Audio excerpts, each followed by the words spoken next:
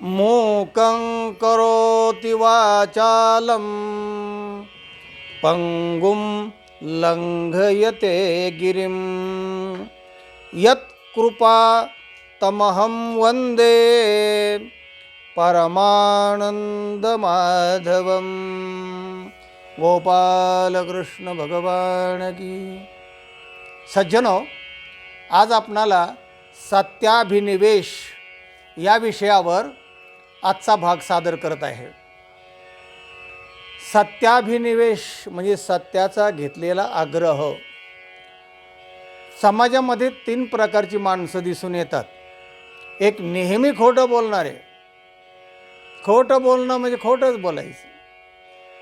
दुसरा एक प्रकार आहे सत्याचा आग्रह धरणारी, सत्यच बोलणार, काही झालं तरी सत्य, त्याला सत्याग्रही म्हणतात। आणि पहिला आहे तो दुराग्रही आहे, म्हणजे खोटंच बोलणार, असत्याचा आग्रह धरणारा। आणि तिसरा प्रकार जो आहे तो मध्यमवर्गीय आहे, प्रसंगोपात व्यवहार तो पाहून खरं काय खोटं काय असं बोलून निभाव करून पुढे चालणारा, असा हा तिसरा वर्ग आहे। पण तिसरा वर्ग फार प्रामुख्याने दिसत नाही आहे। आणि तो तिसरा वर्ग किती महत्त्वाचा आहे तिकडं आज आपलं लक्ष वेधित करणार आहे। तिकडं लक्षवेधी तुमची व्हावी म्हणून आजचा हा व्हिडिओ आहे। या पश्यति न सा ब्रूते, या ब्रूते सा न पश्यते। अहो व्याध स्वकार्यार्थीन किं पृच्छसि पुनः पुनः। एक सद्ग्रस्त आपल्या ओट्यावर बसलेला होता आणि त्या ओट्याच्या घरादाराच्या समोरून एक मोठा रस्ता जात होता। आणि एक व्याध म्हणजे पारधी, हातामध्ये तलवार आहे, कासरा हातामध्ये आहे, आणि त्याच्या हातून एक गाय सुटलेली आहे। आणि सुटलेली गाय असताना ती गाय पुढे पळत होती घाबरून, आणि हा तिच्या पाठीमागे पळत होता। असं पळत असताना गाय बरीच लांब गेल्यामुळे त्याला दिसेनाशी झाली। आणि मग तो त्या ओट्यावर बसणाऱ्या सद्ग्रस्ताला विचारतोय, तो व्याध म्हणजे पारधी, का रे म्हणले या बाजूने ते गाय गेली का?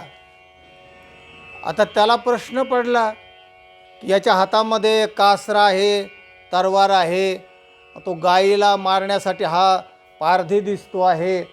तेव्हा जर सांगावं त्याला की गाय गेली तर तो पुढे पळू जाऊन तिला धरीन, मारीन, गोहत्याचं पातक आपल्याला लागेल। बरं नाही सांगावं, नाही गेली म्हणावं तर खोटं बोलल्याचं पातक लागेल। असा द्विधा प्रसंग त्याच्यावर निर्माण झाला। आणि मग काय करायचं, तर मग तो त्या पारध्याला काय सांगतोय ते बघा, किती महत्त्वाचं आहे।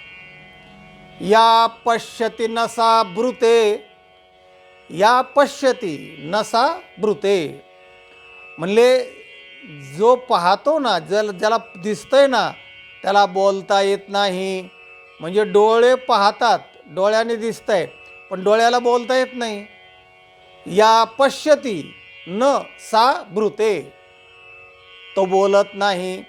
या ब्रूते सा न पश्यति, ज्याला बोलता येतंय तो पाहत नाही, त्याला दिसत नाही। म्हणजे तोंडाला बोलता येते पण तोंडाला काही दिसत नाही आहे। अहो व्याध, अहो पारध्या, स्वकार्यार्थीन, स्वतःच्या हितासाठी जे तुम्हाला विचारतोयस तो पुन्हा पुन्हा विचारायचा। अहो मी तुम्हाला विचारतोय गाय गेली का इकडे? तर तो ग्रस्त म्हणतो, अहो व्याध स्वकार्यार्थीन, स्वकार्यार्थीन व्याध, अहो किं पृच्छसि पुनः पुनः, पुन्हा पुन्हा काय विचारतोस म्हणले। तुला सांगतोय ना, ज्याला दिसतंय त्याला बोलता येत नाही, ज्याला बोलता येतंय त्याला दिसत नाही, म्हणून तुझा तो कोणालाही विचार। तुला सांगितलं नाही एकदा, पुन्हा पुन्हा विचारू नको म्हटले। त्या पारध्याला कळलं की अरे हे काय सांगत नाही आहे, पारधी निघून गेला। अर्थ बघा किती महत्त्वाचा आहे की हा खोटं बोलण्यापासूनही वाचला आणि सत्य बोलणारा तो होता। सत्याचा त्याने आग्रह पण धरला नाही, म्हणजे मध्यम गोष्ट हे करून तो आपल्या पापपुण्यापासून वाचला, त्यांनी बचाव केला. असा बचाव करणारी जी माणसं आहेत ती फार महत्त्वाची आहेत.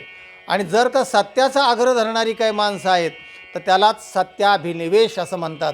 बऱ्याच वेळा हे सत्याग्रही, सत्याचा आग्रह धरणारी जी लोक आहेत त्यांच्यामुळे बऱ्याच वेळा काय वेळा धोकासुद्धा होऊ शकतो, स्वतःला होऊ शकतो किंवा दुसऱ्याला होऊ शकतो. एक दृष्टांत पाहूया. दृष्टांत असा आहे की एक हिऱ्याचा व्यापारी होता. या देशातून त्या देशामध्ये हिरे विकण्यासाठी तो जात असायचा. तो एका रस्त्याने असा चालला असताना, एका अरण्यातून जात असताना तिथे एक मोठा साधूचा आश्रम होता. आणि जात असताना चोरट्यांनी त्या हिऱ्याच्या व्यापाऱ्याला हेरलं होतं. आणि हिऱ्याच्या व्यापाऱ्याला त्या गाठण्यासाठी चोरटे मागून 2 चोरटे त्याचा पाठलाग करत होते. करत असताना त्या हिऱ्याच्या व्यापाऱ्याच्या लक्षात आलं की हे आपल्याला धरणार आहेत, मारणार आहेत, आपले हिरे हिसकून घेणार आहेत, कदाचित मारतील पण. म्हणून जवळ आलेला पाहून त्याने त्या साधूच्या आश्रमामध्ये लपण्याचा प्रयत्न केला. लपला तो, एका भिंतीच्या आड लपून बसला. साधूने पण पाहिलं की हा इथं आश्रमात लपला आहे. हे कोणीतरी 2 पाठीमागून आलेले आहेत, त्यांच्या हातामध्ये चाकू सऱ्या वगैरे आहेत, धावत आहेत. आणि याच्या लक्षात आलं की अरे हे चोरटे असले पाहिजे. आणि त्या दोन्ही गोष्टी त्या साधूच्या लक्षात आलं.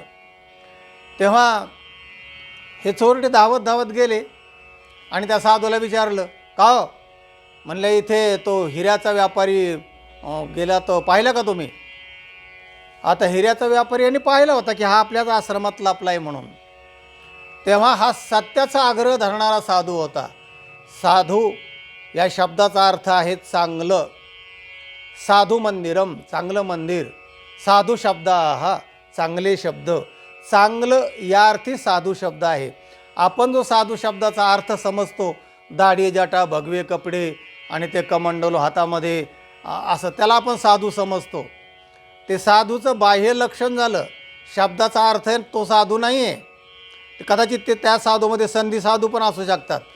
तर साधू याचा अर्थ चांगलं. त्याला सगळं चांगलं कळतं, चांगला वागतो आणि चांगलं जेवढं असेल त्याला साधू शब्दामध्ये त्याचं ग्रहण होतं. तो खरा शक्त्यार्थ आहे शब्दाचा. झालं. त्यांनी विचारलं त्या साधूला की म्हणाले तो हिऱ्याचा व्यापारी गेलेला पाहिला का तुम्ही? तर त्याला माहिती होतं की हा इथेच लपला आहे म्हणून. तर त्याने तो सत्याचा आग्रह धरणारा असल्यामुळे त्याने सांगितलं हा ते काय म्हणले पाठीमागच्या बाजून लपला आहे तो आश्रमामध्ये. ते लोक गेले, त्याला धरलं, तो लवकर हिरे द्यायना तर मारलं, त्याचा खून केला, त्याला मारून टाकलं आणि हिरे घेऊन पळून गेले. पुढे असं झालं की तो साधू जेव्हा मेला, मृत्यूलोक सोडला त्याने, तेव्हा यमदरबारामध्ये तिथे न्याय होत असतो आपल्या पापपुण्याचा. आपलं तिथे जमानावे पत्रक तिथे आहे स्वर्गामध्ये. तिथे यमाने ते पाहिलं. पाहिल्यानंतर हा जो साधू होता त्या साधूला सांगितलं की तुमचं हे जमानावे पत्रक जे आहे ना, तर हे सगळं बाकी सगळं बरोबर आहे, पण एक जो तुमचा दोष मोठा घडलेला आहे, अगदी ब्रह्महत्यासारखा ती हत्या आहे, तेव्हा तुम्हाला नरकवासाचं 1 वर्षभर नरकवास भोगावं लागेल. म्हणले का? मी तर म्हणलं कधी खोटं बोललो नाही, मी साधू माणूस आहे आणि माझ्या आयुष्यामध्ये कधी काही चुकीचं घडलेलं नाही आणि मला नरकात पाठवत आहे. ते म्हणले काय घडलं नाही असं म्हणू नको, तुला ते जे घडलं आहे ना त्याचा नीट अर्थ समजलेला नाही. काय म्हटले, काय झालं? म्हणले तुझ्या सत्य बोलण्यामुळे दुसऱ्या एका निष्पाप माणसाचा जीव गेला, मेला तो माणूस, त्याचा काही दोष नसताना. तेव्हा तू जर थोडं असं म्हणलं असताना किंवा या अपश्यती नसा अब्रुते या अब्रुते सा न पश्यती, ज्याने पाहिलं आहे त्याला बोलता येत नाही, ज्याला बोलता येतं त्याने पाहिलं नाही, असं मध्यम मार्ग स्वीकारून जर तो केला असतं की जसं महाभारतामध्ये नरोवा कुंजरोवा हे जसं धर्माला खोटं अर्ध खोटं बोलायला लावलं भगवंताने. तो म्हणले सगळं खोटं बोलता येत नाही तुला? म्हणले मी कधी खोटं बोललेलो नाही, माझे जीभ खोटं बोलणार नाही. मग भगवान म्हणले तू नुसतं नरोवा कुंजरवा असं नुसतं अर्ध खोटं बोल तर तुम्ही जागणार उद्या, नाही तर मग द्रोणाचार्याच्या समोर काय तुम्ही टीका धरू शकत नाही. तेव्हा महाभारतातलं तिथे उदाहरण सांगितलं यामाने त्या साधूला स्वर्गामध्ये, आणि सांगितलं तुला नरकवास भोगावं लागेल. आणि त्याला परत तेच सांगितलं की हा सत्याचा वापर जो केला आहेस तो गैरवापर केला आहेस. तू सत्य वापरलेला आहेस, तुझा बचाव झाला, तू सत्याग्रही झाला आहेस, तुला तो अहंभाव येतं. हा सत्य असं नसतं बाबा. त्यावेळी तू जर तरतम भावाने वापरलं असतं, समयसूचकतेने सत्याचा वापर केला असता, तर त्या व्यापाऱ्याचा जीव वाचला असता. त्यामुळे तू त्याला संपूर्ण जबाबदार आहेस. म्हणून हा सत्य नाही, याला म्हणतात सत्याभिनिवेश. सत्याचा आग्रह धरा, पण अभिनिवेश असता का म्हणे मी सत्यवादी आहे, मी कधी खोटं बोलत नसतो, मेलं तरी हरकत नाही, पण मी खोटं बोलणार नाही. मग मरतोस, याला मारतात. नाही तर मग समोरचं ह्याच्या खोटं बोलल्यामुळे जसं हिऱ्याचा व्यापारी मेला, तसं काहीतरी एक वाईट घटना होऊ शकते. म्हणून जरासा व्यवहार पाहून, देश काल प्रसंग याचं औचित्य राखून जर आपण त्या सत्याचा वापर केला, तर मग मात्र त्याला खरा साधू म्हणतात, त्याला खरा सज्जन म्हणतात, त्याला खरं ज्ञानी म्हणतात. आणि तसं करावं याच्यासाठी आजचा हा व्हिडिओ आहे, आणि हेच ह्या व्हिडिओचं तात्पर्य आहे. एकदा परत श्लोक पहा.